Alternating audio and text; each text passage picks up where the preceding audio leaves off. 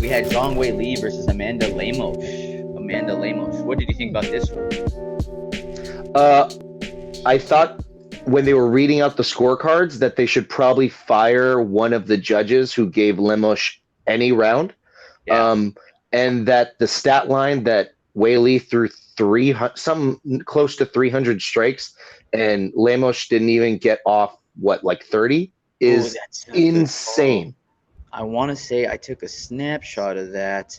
Yeah, 288 total strikes for Zhang Weili. Amanda Lemos, 21. That is Zhang Weili, insane. 1 knockdown. Amanda Lemos, 0. Zhang Yeah. Weili, 6 takedowns landed. Amanda Lemos, taken down 6 times. Oh, no, sorry. Didn't Takedowns landed, 0 is what it said. didn't she also have like 15 minutes of control time, which is an entire 3-round fight? 14 minutes and 52 seconds, my friend, Fucking which Jesus. is insane. Insane. Absolutely insane. We continue seeing the evolution of Zhang Weili. She's growing in front of our eyes as a mixed martial artist.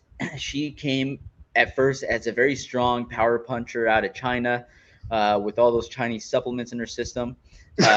Legal ones, everybody, legal ones. Yeah. Absolutely. Allegedly. Yeah, monster, right?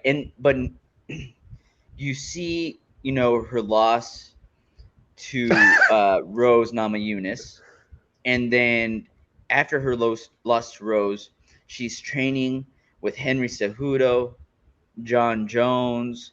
You see how she's trying to mix up her training a lot more, and you're starting to see it now. And granted, Amanda Lemos is not known as the biggest grappler in the women's, division, but still, man, like she showed off her wrestling, she showed off some jiu-jitsu, she showed off some striking, she landed some nice hooks, man, right on Lemos' chin. Her defense looks solid too. I want to say maybe she was cracked with that Lemos right maybe 2 or 3 times, but outside of that was able to stay in a very safe and healthy range. Man, I was just so impressed by Zhang Weili last night.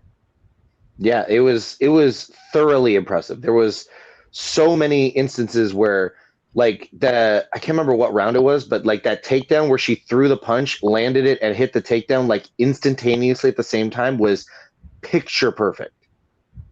Yeah, absolutely, dude. And how about when Lemos almost landed that Darce? At any point in time, did you think like, oh, this might be it? No. She had no arms in. She was doing a rear naked choke from the bottom. Got it. That it was so frustrating that whole fight listening to the commentary team. It was like watching a commentary team try to like promote a youth peewee league team playing against a high school team. It's like, come on, we all know what we're watching here. Stop it. Stop.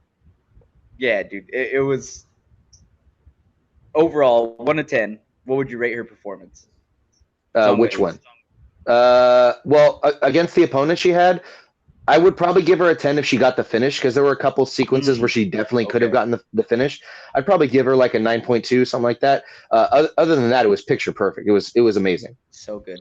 Man, I'm sorry. I'm just reading the comments off to the side. Y'all are ridiculous. Hilarious. Yeah. All right, let me say that I'll make a man out of you. That was a pretty good comment. I like that one. Yeah, that was good. Now, when we take a look at the rankings, right? Because for a while there, the women's strawweight division was just one of those divisions where it's just so stacked, And now you have Zhang Weili at the top. She's a champion. Carla Esparza ranked number 1, where we already saw what happened when Zhang Weili faced Carla Esparza. I don't want to see that again. That'll probably happen every time. 10 out of 10.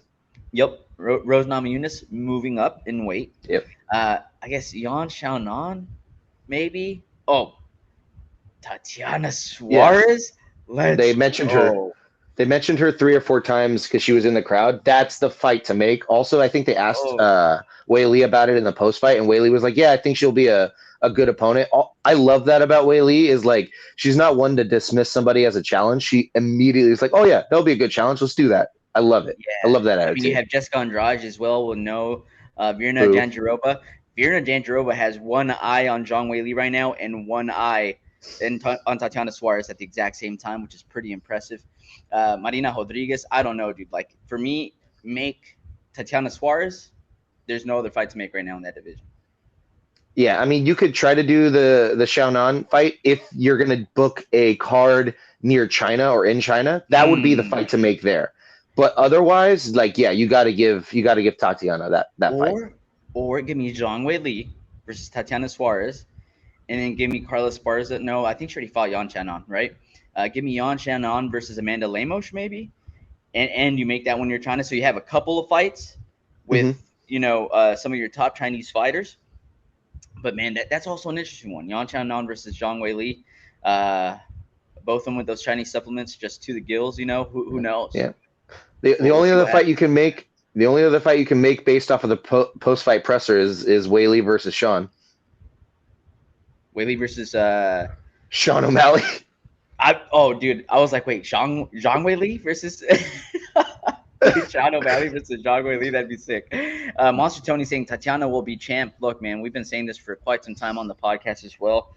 We think extremely highly of Tatiana Suarez. She's still undefeated, and she's a wrestling monster. And we've seen Zhang Weili continue working on wrestling. It'd be such a good challenge for Zhang Weili. That's the fight to make.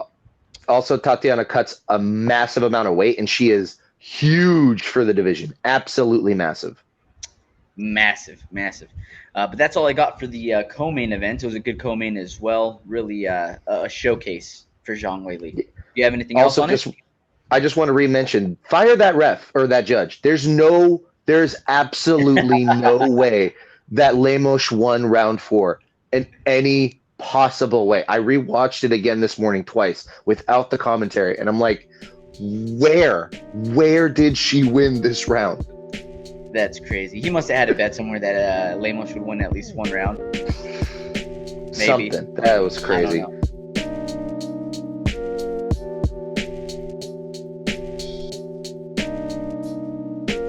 Hey everybody, Romero and Will here. Thank you so much for watching that short clip. It's just a small clip of what we covered this last Sunday. Yeah, if you want to check out the full fight card recap, the link is in the description, and it's going to be on screen at the end here. Don't forget to go back and watch our fighter interviews that we have. And don't forget to tune in live every Sunday morning at 9 a.m. Pacific, 12 p.m. Eastern, and you can join in on the fun. Yeah, don't forget to like, subscribe, hit the notification bell. It goes a long way. All right, everybody, thanks for watching that short clip from Story of the Fight.